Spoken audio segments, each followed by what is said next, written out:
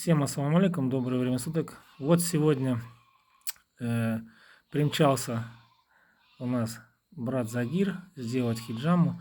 Он уже, получается, третий раз сделал хиджаму. Ему сделали на лоб, на глаза. Скажите, пожалуйста, ваши ощущения после хиджамы.